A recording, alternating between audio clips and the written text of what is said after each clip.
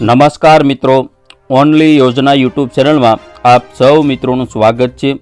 સવારના મહત્ત્વના હવામાન અપડેટમાં જાણીશું ગઈકાલે કયા વિસ્તારોમાં વરસાદ પડ્યો છે, આજે કયા વિસ્તારોમાં વરસાદ પડશે, આગામી સમયમાં વાવણી લાયક વરસાદની આગાહી, વિધિવત રીતે ચોમાસાનું આગમન થશે ત્યારે કેવો વરસાદ પડશે, સંપૂર્ણ અપડેટ મેળવીએ।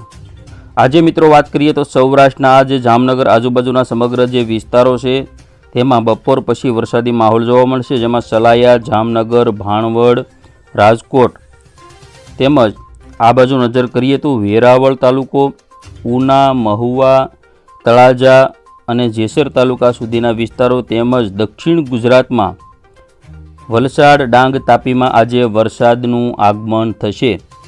જોઈએ આગામી સમયમાં વરસાદી માહોલ કેવો જોવા મળશે તો હળવા મધ્યમ વરસાદની આગાહી 8 જૂન, 9 જૂન અને 10 જૂનથી લઈ 15 જૂન સુધી કરવામાં આવી છે।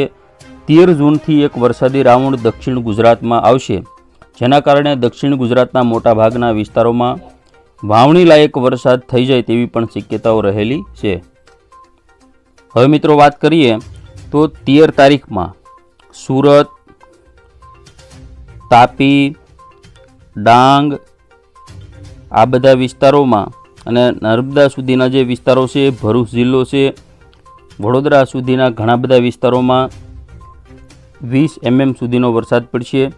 તો બોડેલી, ગોધરા, દાહોદ હળવા વરસાદ પડશે અને સૌરાષ્ટ્રની વાત કરીએ તો જૂનાગઢ, વેરાવળ, ઉના, મહુવા, અલંગ, ભાવનગર, અમરેલી, ગોંડલ, બોટાદ આ બધા વિસ્તારોમાં પણ હળવા વરસાદની આગાહી કરવામાં આવી છે। તો આગામી 13 તારીખથી દક્ષિણ ગુજરાતમાં ચોમાસાનું આગમન થયું કહી શકાય, કારણ કે આવનારા 13 તારીખથી રોજે રોજ વરસાદની તીવ્રતા વધતી જશે અને 14 તારીખમાં પણ એવો જ વરસાદ સૌરાષ્ટ્ર તેમજ દક્ષિણ ગુજરાતમાં વરસે તેવી શક્યતાઓ વ્યક્ત કરવામાં આવેલી છે।